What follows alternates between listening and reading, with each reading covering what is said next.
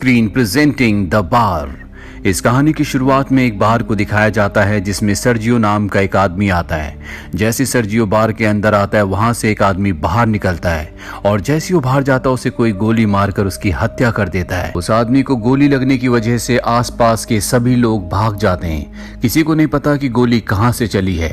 सड़कें पूरी तरह से सुनसान हो चुकी है। बार के अंदर बहुत सारे लोग होते हैं। उन्हें नहीं पता कि अब इन्हें क्या करना चाहिए। ये पुलिस को कॉल करने की कोशिश करते हैं लेकिन किसी का भी कवरेज नहीं होता। और अब बार के अंदर से एक आदमी बाहर जाता है और उस आदमी को भी कोई मार देता है, जिससे बार के अंदर सभी लोग बुरी तरह से डर जाते हैं। सब इस बात से बहुत हैरान होते हैं कि किसी के फोन में कवरेज नहीं होता।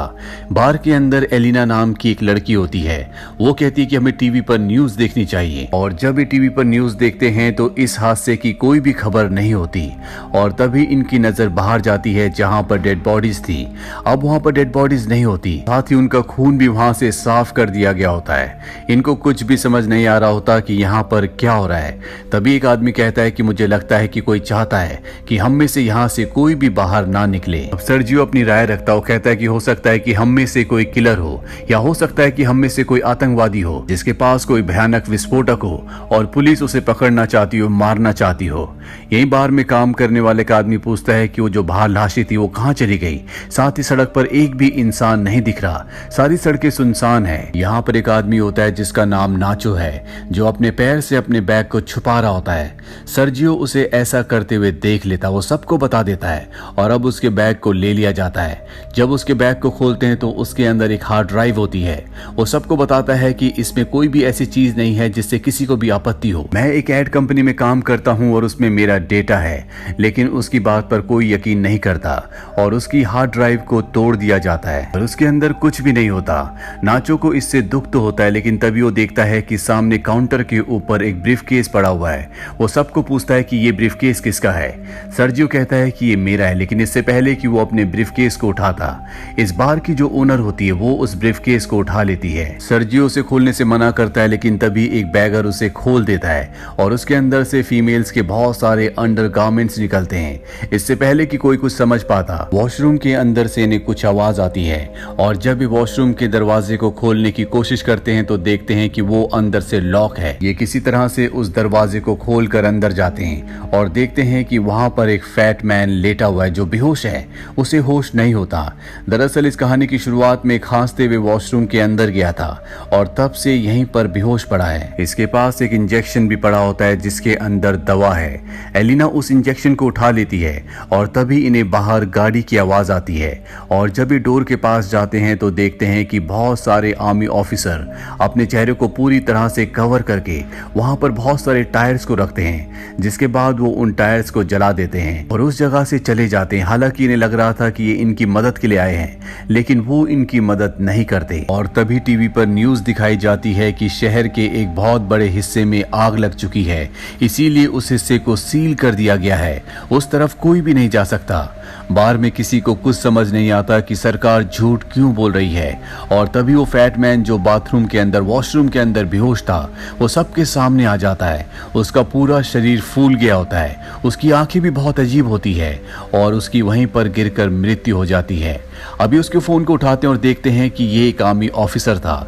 इसके फोन में और भी कुछ फोटोज होती हैं जिसमें कुछ लोगों ने पीपीई किट पहनी होती है जो किसी भी वायरस से बचने के लिए होती है।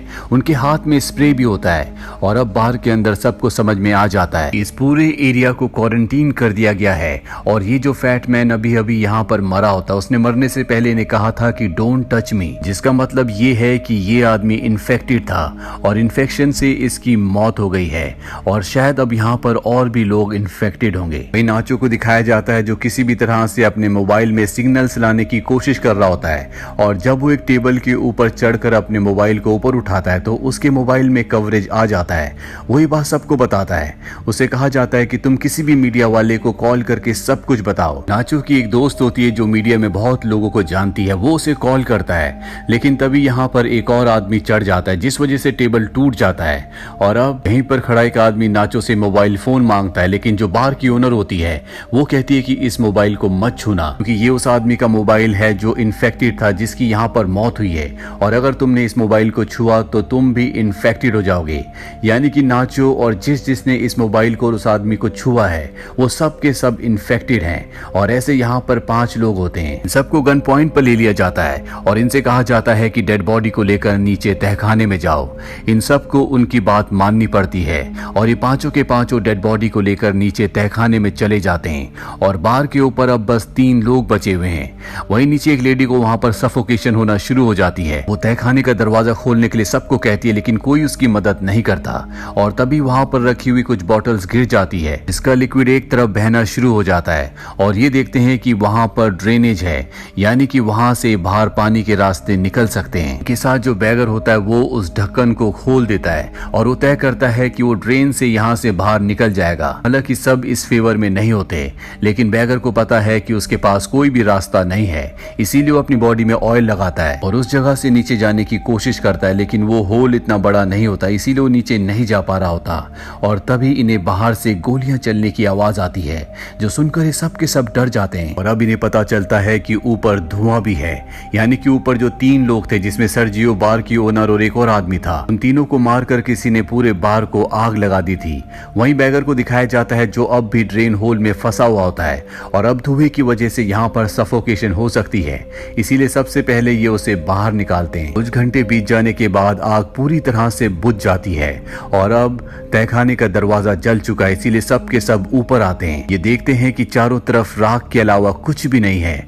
वहां पर इन्हें गन भी मिल जाती है। तो तभी ये डोर के बाहर देखते हैं कि कुछ लोग इस जगह को पूरी तरह से सील कर रहे होते हैं। ये सब के सब पूरी खामोशी से देखते रहते हैं, क्योंकि अगर किसी को पता चल गया कि यहाँ अब भी अंदर 5 लोग जिंदा हैं तो इन सबको भी मार दिया जाएगा।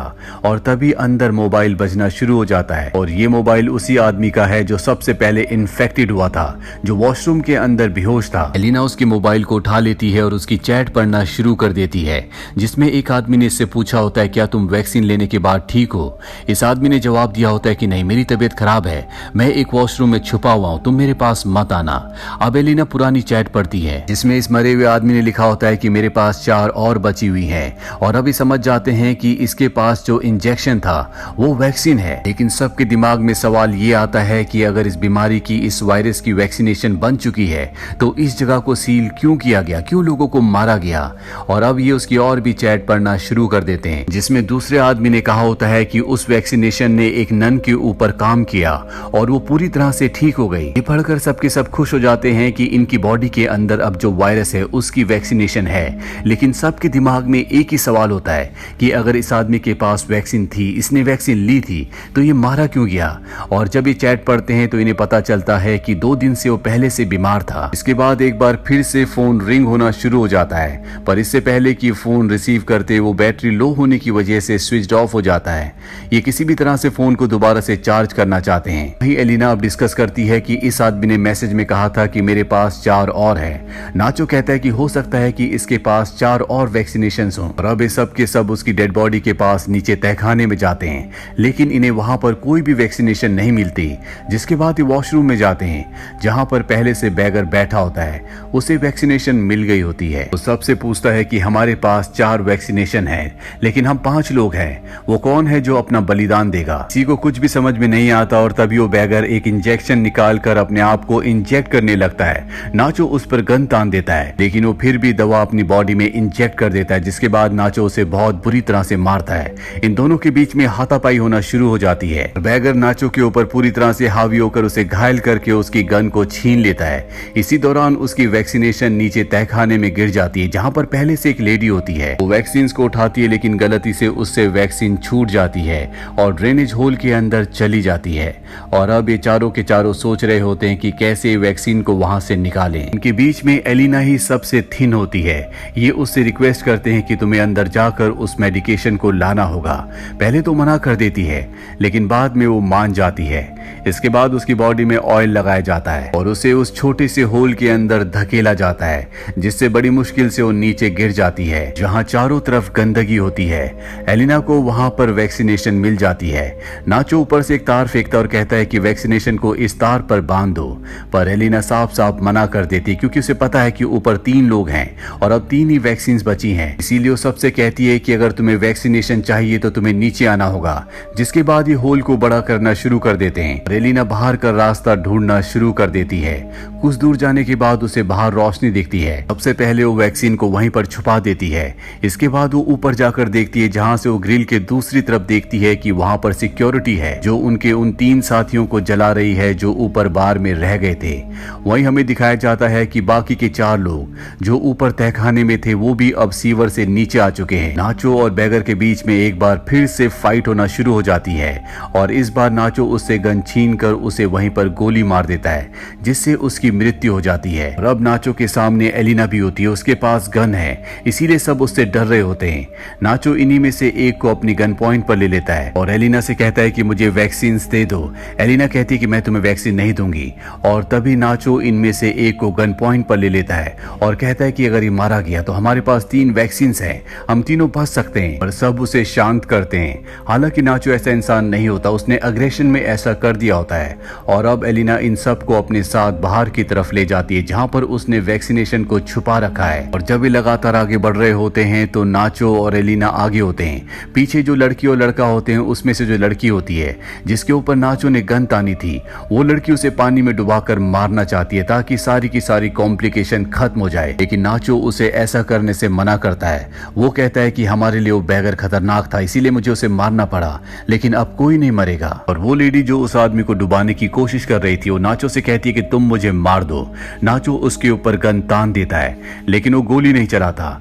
जिसके बाद वो लेडी नाचो से गन लेकर यहाँ से दूर जाती है और अपने आप को मार देती है। उसकी मृत्यु से इन तीनों को बहुत दुख होता है और अब इनके पास 3 इंजेक्शन है और ये 3 लोग हैं। ये तीनों एक एक इंजेक्शन ले लेते हैं, पर इससे पहले कि ये अपनी बॉडी में इंजेक्शन को इंजेक्ट करते यहाँ पर बैगर आ जाता है जो अब भी जिंदा होता है। वो एलिना और नाचो के साथी को पीछे से मारकर उसकी जान ले लेता है। एलिना और नाचो अपनी जान बचाने के लिए यहाँ से भागते हैं और वो बैगर जो पूरी तरह से अब गुस्से में है, वो पूरी तरह से साइको हो चुका है, वो इन दोनों को मारने के लिए इनका पीछा करता है।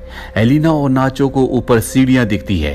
ये दोनों के दोनों ऊपर सीढ़ियों की तरफ बढ़ने लगते हैं और तभी एलिना के पास जो उसकी वैक्सीनेशन होती है वो उसके हाथ से छूटकर नीचे गिर जाती है। इजराइल भी अब सीढ़ियों के ऊपर चढ़ रहा होता है और वो यहाँ पर नाचो के पैर पकड़ लेता है, पर इससे पहले कि वो नाचो को नीचे खींचता, नाचो के पास जो उसकी वैक्सीनेशन होती है वो एलिना को दे देता है। जिसके बाद वो बैगर नाचो को नीचे खींच देता है। ये दोनों के दोनों नीचे गिर जाते हैं और इनकी मृत्यु हो जाती है। एलिना के पास अब वैक्सीनेशन है, वो उस वैक्सीनेशन को अपनी बॉडी में इंजेक्ट करती है और ऊपर जो ढक्कन होता है उसे खोलकर वो बाहर निकल जाती है जहां पर बहुत सारे लोग होते हैं और यहाँ से आगे के एरिया को सरकार ने पूरी तरह से सील किया होता है। तभी उसके पास एक लेडी आती है और उसे अपना जैकेट दे देती है और एलिना चुपचाप इस भीड़ से आगे निकल जाती है। इस कहानी से हमें यही पता चलता है कि जो आर्मी ऑफिसर सबसे पहले बार में आया था, जो खांस रहा था, जो वॉशरूम के अंदर था, जिसकी सबसे पहले मृत्यु हुई थी, वो एक आर्मी ऑफिसर था। शायद आर्मी इसी तरह का कोई बायोलॉजिकल वेपन बना रही हो ताकि वो दूसरी कंट्रीज पर, अपने दुश्मनों पर इस बायोलॉजिकल वेपन से हमला कर सके, पर इनका अपना ही ऑफिसर इन्फेक्टेड हो गया। हालांकि इनके पास उसकी मेडिकेशन भी थी लेकिन वो बीमार था, इस वजह से मेडिकेशन ने उसके ऊपर असर नहीं किया। और जब आर्मी को पता चला कि वो बार के अंदर है, वो इन्फेक्टेड है, तो इस पूरे एरिया को सील कर दिया गया ताकि यहाँ से कोई भी बाहर ना निकले और उस वायरस को इसी जगह पर खत्म कर दिया जाए। हालांकि उन्हें इसके लिए कुछ लोगों को मारना भी पड़ा जो बेगुनाह थे, लेकिन कुछ लोगों के लिए वो पूरे देश को सफर नहीं करवा सकते थे, इसीलिए उन्होंने ये कदम उठाया। उम्मीद करते हैं कि ये कहानी आपको पसंद आई होगी।